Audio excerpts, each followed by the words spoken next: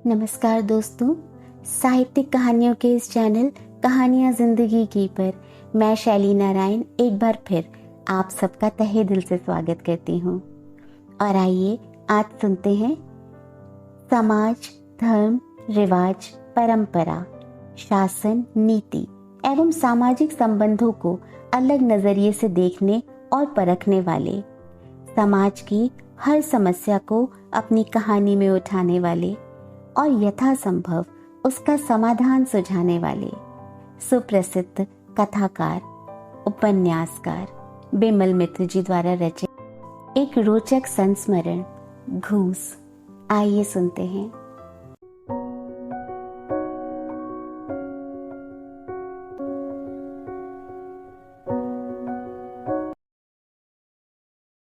यह कहानी है भी और कहानी नहीं भी। यह मेरे पुलिस जीवन के एक संस्मरण का रोचक टुकड़ा है। मेरे बहुत से पाठकों को यह मालूम नहीं है कि किसी जमाने में मैं पुलिस में नौकरी भी कर चुका हूँ। जी हाँ, एक जमाने में मैं पुलिस का गुप्तचर था। एक उम्दा केस पकड़ने के लिए मुझे भारत के राष्ट्रपति की तरफ से एक बार सम्मान पत्र भी मिला था। कहानियां तो मैंने खूब लिखी हैं, मोटे मोटे उपन्यास भी बहुत से लिख डाले हैं, यह बात सभी जानते हैं। किंतु इस बार कहानी नहीं, एक सच्चा वाकया सुना रहा हूं। लेखक के रूप में गिने जाने से पहले उसी पुलिस की नौकरी के समय की एक घटना यहां बयान करता हूं। कुछ वर्षों के लिए मेरी आंख खराब हो गई थी। डॉक्टर के निर्देश के अनुसार लिखने पढ़ने का काम बंद हो गया। अब जिंदगी भर शाम के बाद मुझे लिखना पढ़ना बंद करना होगा। तो फिर क्या किया जाए? ऐसी नौकरी भला कहाँ है जिसमें लिखने पढ़ने की जरूरत ना पड़े? वैसे आड़े वक्त में मैंने एक ऐसे सज्जन की मदद पाई जिनका उपकार मैं जिंदगी भर नहीं भूलूंगा। वे थे परम श्रद्धेय राज बहादुर खगेंद्र नाथ मुखोपाध्याय। पुलिस सुप्रिंटेंडेंट के रूप में वे पूरे बंगाल में उस समय सुविख्यात थे। वे पुलिस के उस विभाग से संबद्ध थे जिसे आजकल सीबीआई कहा जाता है। उन्होंने मुझे एक नौकरी दे दी। उस नौकरी में लिखाई पढ़ाई की कोई जरूरत नहीं थी। काम के नाम पर अगर कुछ काम था तो वह था सिर्फ घूमना फिरना।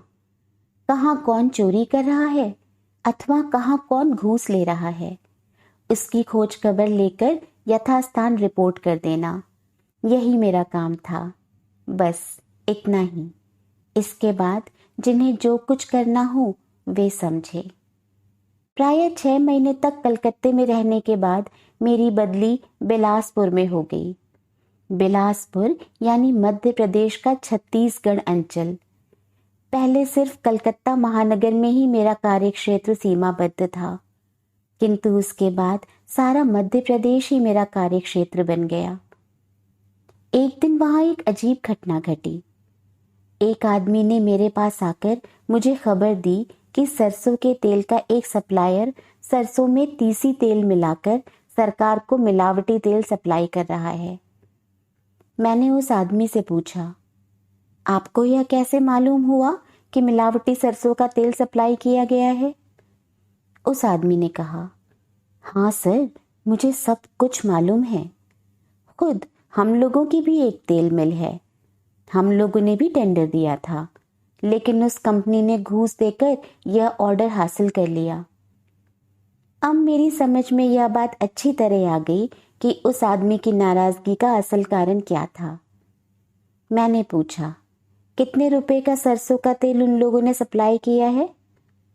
उस आदमी ने कहा, कुल 30,000 रुपयों का। उस तेल में 50% सरसों तेल है और 50% तीसी तेल। मैंने पूछा, क्या आप ये बातें लिखकर दे सकते हैं?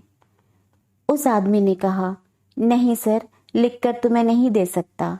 वैसा करने पर मेरा नाम सामने आ जाएगा। आप अगर खुद जाकर देखें तो पता चल जाएगा कि वह तेल मिलावटी है या नहीं। बिलासपुर में रेल के कर्मचारियों के लिए जितनी भी खाद्य सामग्री खरीदी जाती थी उसका गोदाम था अकलतरा में। अकलतरा बिलासपुर के ठीक बाद का स्टेशन है। वहीं सारा माल जमा रहता था। उस आदमी के चले जाने के बाद दूसरे दिन ही मैं बिलासपुर से जबलपुर चला आया। बिलासपुर से जबलपुर की दूरी लगभग 250 मील थी। वहां से डीआईजी की अनुमति लेकर मैं अकलतरा चला गया। वहां जाकर मैंने देखा कि गोदाम में सरसों तेल से भरे हुए ढेर के ढेर ड्रम पड़े थे। मैंने एक शीशी में सरसों के तेल का सैंपल लिया और सभी ड्रमों को सील करके मैं लौट आया। उसके बाद कलकत्ते के अलीपुर टेस्ट हाउस में जाकर मैंने वहां के अफसरों से सारी बातें बताई। उस समय सारे भारतवर्ष में सभी चीजों की क्वालिटी की जांच की जाती थी। शायद अब भी वही व्यवस्था हो। दूसरे दिन तेल की जांच पूरी होने पर मुझे बताया गया कि तेल मिलावटी है। यह तेल मनुष्य के उपयोग के लायक है ही नहीं। वह रिपोर्ट मैंने सीधे जबलपुर के दफ्तर में भेज दी। मेरा कर्तव्य पूरा हो चुका था। इस काम के लिए आने जाने में मेरा काफी समय बेकार चला गया, लेकिन मन में एक बड़े जालसाज को पकड़ पाने की खुशी भी कम न थी। मैं सोचने लगा कि मेरे ऊपर वाले अफसर मेरे काम से बहुत खुश होंगे। सभी लोग मुझे मेरी ईमानदारी और कर्तव्य परायणता के लिए वाहवाही देंगे। इसके बाद कई महीने बीत गए। इस सरसों तेल के केस के बारे में मेरे ऑफिस से मेरे पास कोई भी निर्देश नहीं आया। मैंने भी इस मामले में अपने ऑफिस की ओर से कुछ भी खबर नहीं भेजी। मैंने सोचा कि शायद मामला दब गया हो। उसके बाद वर्षा आई, शरद आया और हेमंत भी आया। इन सरसों तेल के केस के संबंध में किसी भी पक्ष की तरफ से कोई बात आगे नहीं बढ़ी। सभी चुप्पी साधे रहे। मैं भी दूसरे केस में व्यस्त हो गया। महीने में 26-27 दिनों तक मैं रेल में ही घूमता रहता। कोई भी कहीं मुझे हुक्म देने वाला न था। मैं बिलासपुर स्टेशन से जब जिधर इच्छा होती घूमने निकल जाता और साथ ही साथ मैं अपने कान नाक खुले रखता। कहीं भी चोरी, घूस अथवा भ्रष्टाचार की खबर मिलते ही अपनी डायरी में लिखकर मैं अपने दफ्तर में रिपोर्ट भेज देता। प्रत्येक सप्ताह मेरी डायरी जबलपुर जाती। कब, किस तारीख को क्या किया है, कब गया है और कब लौटा हूँ, इन सभी बातों का सविस्तार वर्णन रहता उस डायरी में। जहाँ भी घूस लेने की खबर मिलती मैं वहीं चला जाता। ऑफिस में मेरे अफसर लिख भेजते कि मैं सभी अंचलों में घूमता रहूं। जहाँ जहाँ कांग्रेस के कार्यालय थे वहां जाकर कांग्रेस के कार्यकर्ताओं के साथ मुलाकात करने का निर्देश भी मिलता। उस समय वह कांग्रेस कुछ और ही थी, आज की जैसी कांग्रेस नहीं। इसी बीच एक केस के लिए भारत के राष्ट्रपति की ओर से मुझे एक सम्मान सूचक प्रमाण पत्र मिला। उससे मेरा उत्साह और भी बढ़ गया। मैं देश में भ्रष्टाचार मिटाने के लिए और भी ज्यादा परिश्रम करने लगा। उन्हीं दिनों मैंने देखा कि एक आदमी प्रतिदिन मेरे घर के सामने रहस्यमय ढंग से चहलकदमी करता है, लेकिन वह मुझसे कहता कुछ भी नहीं। मैं शहर में जहां भी जाता वह मेरे पीछे ही होता। उसके बाद मैं उसे फिर देख नहीं पाता। न जाने वह कहाँ भीड़ के भीतर गुम हो जाता। एक दिन मैं अपने आप को रोक नहीं पाया। ठीक उसके सामने जाकर पूछा, आप कौन हैं? उसने हंसते हुए मुझे सलाम किया और कहा, हुजूर, हमारा सरसों तेल आपने रोक रखा है, उस मामले का क्या हुआ? मैंने कहा, उस मामले में मुझे अपने ऊपर वालों का कोई भी आदेश नहीं मिला। उस आदमी ने कहा, लेकिन हमारे ड्रमों में मोर्चा लगता जा रहा है। ड्रमों में मोर्चा लग जाने पर तो फिर हमारा सारा तेल खराब हो जाएगा। मैंने कहा, आपका तेल मिलावटी तेल है, खराब तेल भला और कितना खराब होगा? उस आदमी ने कहा, वह तेल भी मैं बाजार में बेच सकूंगा। उस तेल को बेचकर मेरी जेब में कुछ रुपए आ सकेंगे। मैंने कहा, आपके रुपए बर्बाद हो जाना ही ठीक है। आपके मिलावटी तेल को अगर मैं नहीं पकड़ता तो न जाने कितने लोग उस तेल का उपयोग करके मर जाते। वह आदमी बोला, नहीं सर, यह आप क्या कह रहे हैं? मैंने कभी भी मिलावटी तेल सप्लाई नहीं किया। मैंने कहा, तो फिर क्या आप यह कहना चाहते हैं कि कलकत्ते के टेस्ट हाउस द्वारा दी गई रिपोर्ट झूठी है? उन लोगों ने कहा है कि यह तेल अगर गाय, बकरी, बल्कि कुत्ते भी खाएं तो वे मर जाएंगे। यह तेल जमीन में गड्ढा खोदकर दफन कर दिया जाएगा अथवा इसमें आग लगाकर इसे नष्ट कर दिया जाएगा। वह आदमी मानो इस बार कुछ डर गया। वह बोला, तो फिर क्या होगा सर? क्या मेरे इतने रुपए बर्बाद हो जाएंगे? मैं उसके साथ कुछ भी ना कर अपने काम पर चला गया। उसके साथ बात करने का मतलब था अपना समय बर्बाद करना। लेकिन 2 दिनों के बाद ही वह आदमी मेरे घर पर आ धमका। मैंने पूछा, क्या हुआ? आप फिर क्यों आए हैं? मैं तो आपको पहले ही बता चुका हूं कि इस मामले में मुझे अपने ऑफिस से कोई भी निर्देश नहीं मिला है। उस आदमी ने कहा, आपसे एक बात कहूं सर, अगर आप इजाज़त दें तो। मैंने कहा, ठीक है, कहिए, क्या बात है? उस आदमी ने दबी हुई आवाज़ में कहा, सर, आपके घर में तो कोई भी फर्नीचर नहीं है। आप नया फर्नीचर क्यों नहीं बनवा लेते? मैंने पूछा, यह जानकर आपको क्या फ़ायदा होगा? मैं गरीब आदमी हूँ। गरीब आदमी की तरह रहना ही मेरे लिए उचित है। उस आदमी ने कहा, रुपए आपको नहीं देने पड़ेंगे सर। आप सिर्फ फर्नीचर वाले की दुकान में जाकर ऑर्डर दे आइए, यही काफ़ी है। उसके बाद जो कुछ करना होगा हम करेंगे। इस बार मैं उसकी बातें सुनकर क्रोधित हो उठा। मैंने कहा, आप मेरे घर से निकल जाइए, इसी वक्त निकल जाइए। सर, आप नाराज क्यों होते हैं? इस तरह हम लोग हमेशा रेलवे के अफसरों को देते रहते हैं। मैंने कहा, किन्हें देते हैं? मेरे सामने उनके नाम बताइए। वह आदमी बड़ा शैतान था, उन लोगों के नाम उसने नहीं बताए। वह आदमी कहने लगा, इस तरह अगर आप डर रहे हो तो फिर सोना लीजिए ना, आपको हम सोने के बिस्कुट देंगे, कोई भी समझ नहीं पाएगा। अचानक मेरे दिमाग में बिजली कौंध गई। मैंने सोचा कि अगर मैं इस आदमी को पकड़वा दूं तो कैसा रहे। घूस लेना जिस तरह अपराध है, घूस देना भी तो उसी तरह एक अपराध है। मैंने उस आदमी को कुछ भी समझने नहीं दिया और कहा, ठीक है, आप एक काम कीजिए, आप 15 दिनों के बाद मेरे साथ मुलाकात कीजिए। वह आदमी खिल उठा। उसने सोचा कि मैं उसके प्रस्ताव पर राजी हो गया हूँ और लोभ को संभाल नहीं पा रहा हूँ। उसी दिन डायरी में लिखा कि मैंने 30,000 रुपये का जो मिलावटी सरसों का तेल पकड़ा है, उसका मालिक मुझे घूस में सोने के बिस्कुट देना चाहता है। मैं इस आदमी को अपना जाल बिछाकर पकड़ लूंगा। उस दिन डायरी डाक के द्वारा भेजने के बजाय मैं खुद अपने साथ डायरी लेकर जबलपुर रवाना हुआ। सुबह 6 बजे हौबाग जबलपुर स्टेशन पर ट्रेन पहुंची। मैंने नेपियर टाउन के डाक बंगले में अपना सामान रखा। उसके बाद मैं यथा समय अपने ऑफिस में पहुंचा। लेकिन एसपी के पास डायरी भेजने से पहले मैंने एक बार किसी आदमी से परामर्श कर लेने की बात तय की। ऑफिस में जितने अफसर थे सभी दूसरे प्रदेश के रहने वाले थे। महाराष्ट्रियन, गुजराती और सिंधी से शुरू कर असमिया, उड़िया, बिहारी और मद्रासी सभी थे। किसी भी प्रदेश के आदमी बाकी न थे। एक बंगाली अफसर थे, श्री A.K. घोष, एक बंगाली सज्जन। पूरा नाम था अजित कुमार घोष। मैंने अजित बाबू को ही सारी बातें खोलकर बताई। वे ध्यान से मेरी बातें सुनने लगे।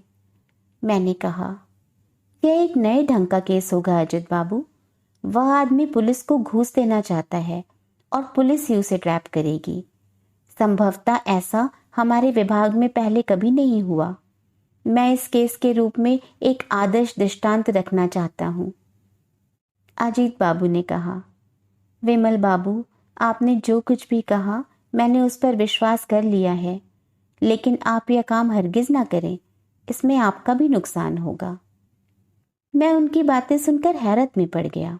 मैंने पूछा, क्यों?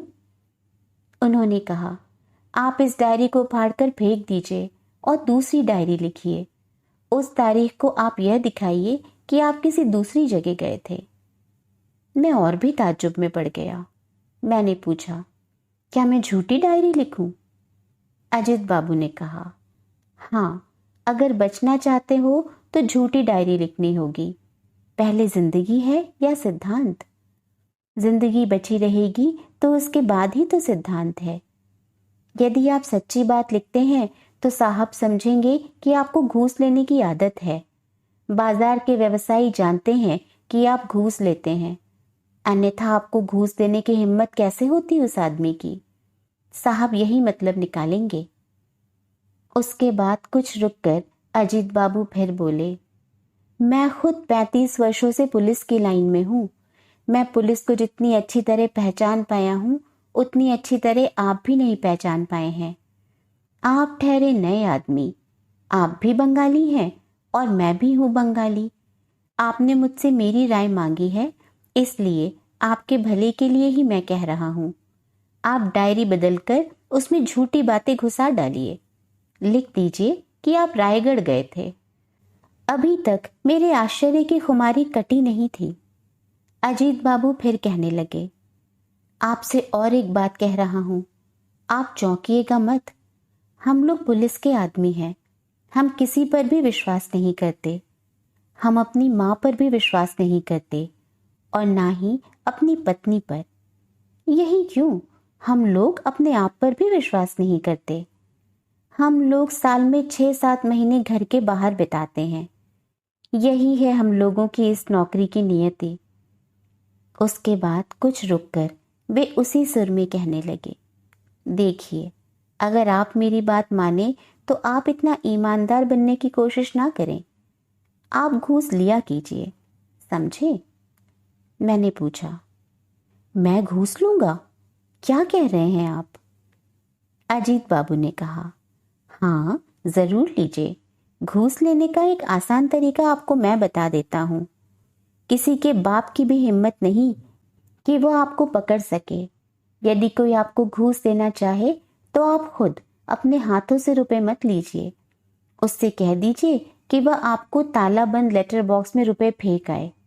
उसके बाद जब रात होगी तब आप लेटर बॉक्स खोलकर रुपए निकाल लीजिए। बस मामला सुलझ जाएगा।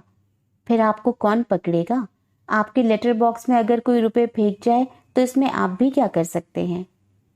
इसके लिए तो कोई आपको जिम्मेदार नहीं मान सकता। मैं अजीत बाबू की बातें सुन रहा था और सोच रहा था कि मैं कैसी नौकरी में आ फंसा हूं।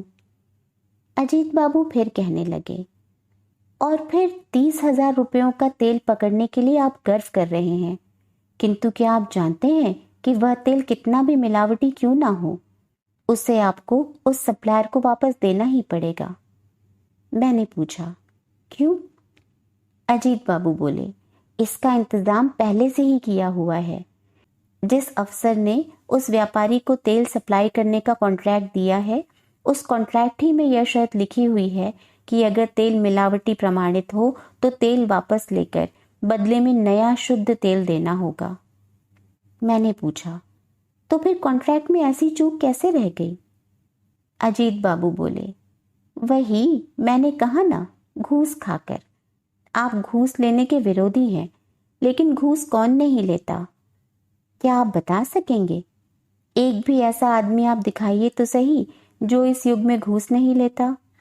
अजी साहब, आजकल भगवान तक घूस लेने लगा है। क्या आप कभी तिरुपति बालाजी के मंदिर में गए हैं?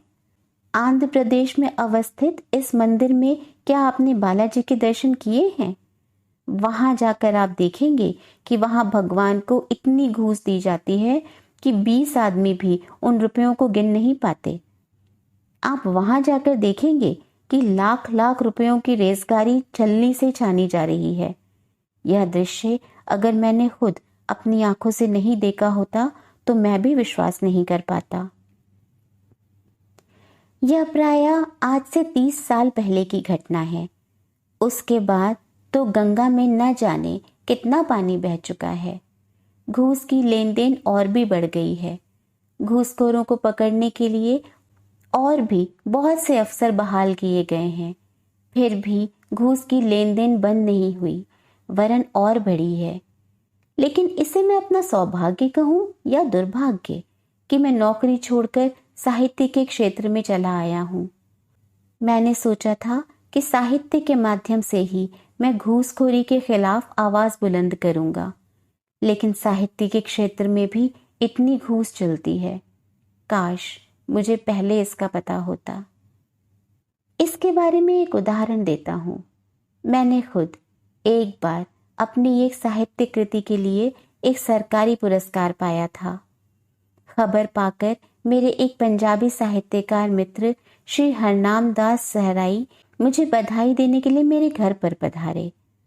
उन्होंने पुरस्कार पाने के लिए मुझे बधाई दी और उसके बाद उन्होंने चुपचाप दबी जुबान में मुझसे पूछा, इस पुरस्कार के लिए क्या खर्च करना पड़ा है भाई?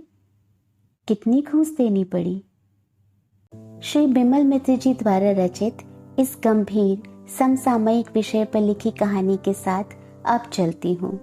बहुत जल्द फिर मिलूंगी एक और नई कहानी और कुछ और नए किरदारों के साथ।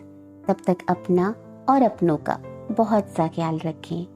अब तक ना किया हो या चैनल पर पहली बार आए हो तो चैनल को सब्सक्राइब करना बिल्कुल ना भूलें। पसंद आए तो कहानी को लाइक और शेयर करें। कहानी से संबंधित अपनी प्रतिक्रियाएं हमें कमेंट बॉक्स में लिखकर जरूर बताएं।